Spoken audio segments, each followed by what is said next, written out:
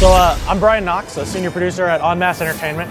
So we're kind of a recently formed publishing company up in Seattle, and we're actually kind of a lot of different people from a lot of different backgrounds. And our first game that we're going to be bringing to market here is called Tera. If you guys, you may have heard of it, but you know that's really why we're at GDC. It's kind of our first showing off of it, and we're kind of really excited about you know, kind of unveiling it here in the Western audience. So I'm going to talk about two things today with Tera. And the first thing is going to be kind of the new user experience. You can see right here the character creation is up, and then as well as kind of the world, a little bit of the story. And then I'm going to talk about our innovative combat system that's really going to define Tera and really set the new standard for MMOs. So first up, we've got our race selection. You can see we have 6 different races: the human, the Kastanic, the Aman, the Papori, the Baraka, and the High Elf. And each of these races make up what's called the Valkyrian Federation. And the Valkyrian Federation was formed to repel this evil called the Argons. And these Argons appeared years back, and no single race alone could deal with it. And so the humans, kind of like the glue of it all, kind of bound everybody together and said, listen, we need to fight these guys off. And so when this federation was formed, it was very successful, and it still is successful. It's actually a time of unity and prosperity. Everyone's kind of working together. It's a kind of a nice time in a world for an MMO compared to like most MMOs that are war-torn and, you know, death, struggle, and all this kind of stuff. And so recently what's happened is this mysterious island's appeared between the 2 continents. And this island that's appeared, they're not really sure what it's all about, so they're sending people off to investigate and help the Federation out. And so your goal is to go and investigate as a player. And so you'll choose between these races: the human, like I said, kind of the glue of the Federation. The Kastanic, who are pretty much at all costs get it done. If you need something done and you don't want to know how or why, you let the Kastanics handle it. The Aman, kind of honor bound, almost kind of a samurai type of code. The mischievous Papori, the stoic Baraka, they're almost kind of like the librarians of the world. Knowledge, wisdom, all that kind of good stuff. And the High Elves, they were the last to join the Federation. They're the proudest of all the races. You know, they couldn't do it alone, and eventually they had to join, but they were a little bit reluctant. So I'm actually going to create a human. And so these are the 8 different classes. The first 4 right here kind of fall into what we call the melee bucket, and the bottom 4 fall into the ranged class bucket. And you'll notice in our action-based combat what I'm kind of talking about when we get in there. They also fall into either a damage, support, or tank role. So you can see the warrior, the lancer, slayer, berserker, sorcerer, archer, priest, and mystic.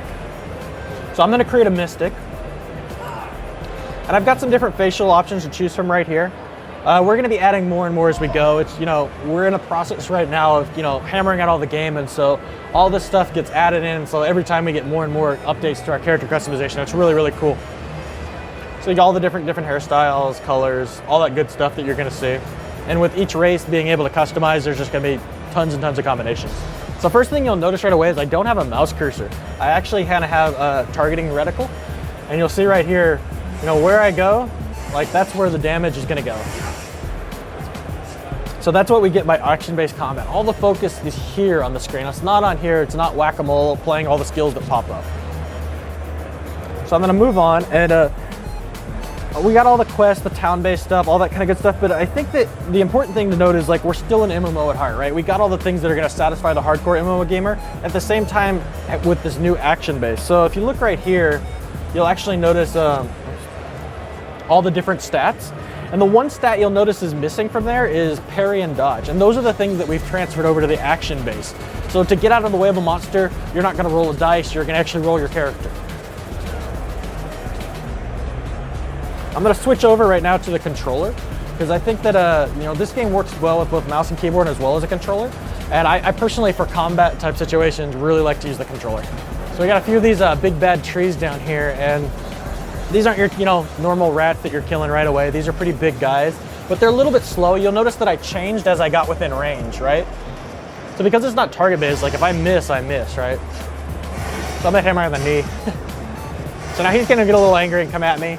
And so I'm gonna wanna get out of the way so he doesn't hurt me.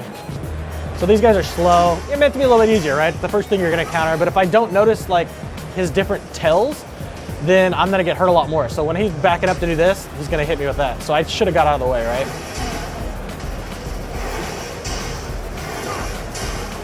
I have a skill that kind of lays down this kind of aura. See right there? All right, so I can pick that up and I'll get healed then, right? And I'm gonna switch over to my warrior class now. I'm gonna go over here. We have these groups of monsters. These are just as prevalent as like the solo monsters out there, but they're a lot of fun because you kind of get to toss these guys all over the place. So I got a dodge ability that allows me to kind of get out of the way from different skills with this class. This is a damage-based class. Oh, 2. Oh, wow. So you'll notice I hit this skill, which was a skill that when I was on the ground, kind of gets me up really fast.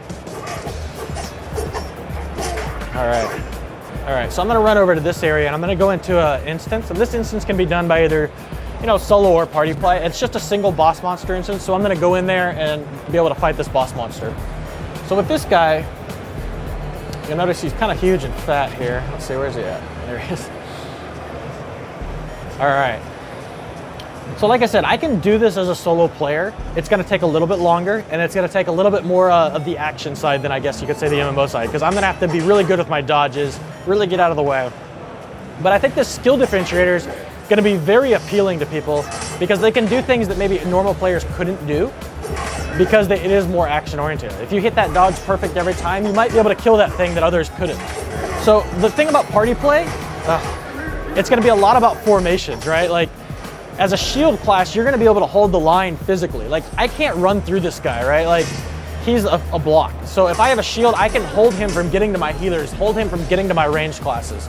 And so it's gonna be really important for tactics and things within groups of how you end up, actually playing each individual, either boss monster or dungeon or encounter.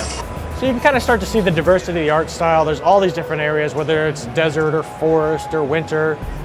It's a huge world, it's all seamless, it's not zone-based.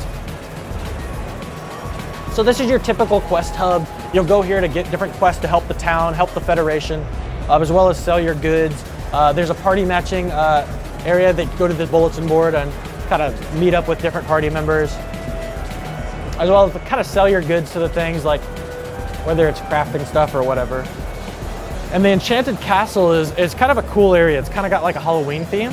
And so we actually have a team of about, I'd say about 10 writers right now. And the writers are really psyched to write for this zone because it's like, it's meant to be kind of humorous and like kind of fun. And so like you can already tell just by the entrance of the gates that like, and the kind of like undead maids. There's some funny little cats in here. So it's like, we're actually spending a lot of time working with the writing team based in Seoul. Our lead writer just got back last week. He spent a lot of time explaining like, how does a story develop in a Western MMO versus an Eastern MMO, and what can they do to help us, and what can we do to help them? And it's really a level of collaboration I haven't really worked on before, which is, I'm really excited about, and so are they. So right now I'm in Kostanica, which is the town of the Kostaniks. Kind of see, it's a really different looking town, really cool. This is where all your trading will take place, your brokerage, your kind of guild management. There's going to be guild halls that are a part of this town. All that kind of good stuff that kind of goes into the community building for an MMO. It's also kind of the epicenter of politics in these major towns. And the political system is something we're going to get to later on in our cycle, but I think it's a really cool system. I can't say too much about it right now, but our writing team I know is really excited. They're working hard with the designers there to kind of help flesh it out. And we're really calling this a sandbox MMO, letting the players define their factions, not forcing people into having an enemy, right? So this way they can choose their alliances, their allegiances, whether they're PvP or PvE, the political system will always kind of create this kind of, this challenge for them as well. So we think we got some great stuff still to show. This is kind of, just the beginning of it all. So we're quite excited.